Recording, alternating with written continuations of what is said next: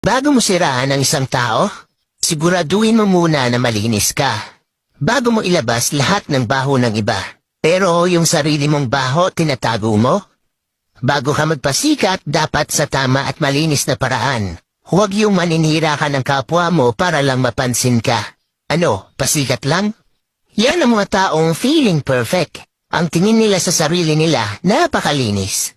Lahat ng tao may bad side. Kaya manalamin ka muna bago ka manghusga. Madami ka namang nagawang mabuti pero sa isang mali, di na nakikita yung nagawa mong mabuti sa kanila. Ganon talaga yung mga taong kulang sa pansin. Kahit mali sa mata nyo at labag sa paniniwala nyo, wala pa rin kayong karapatan manghusga ng kahit sino. Hindi nyo alam kung ano ang pinagdaraanan sa buhay ng bawat tao. Lahat tayo ay nagkakamali. Bas hindi kaaya-ayang tignan ang mga taong nagmamalinis.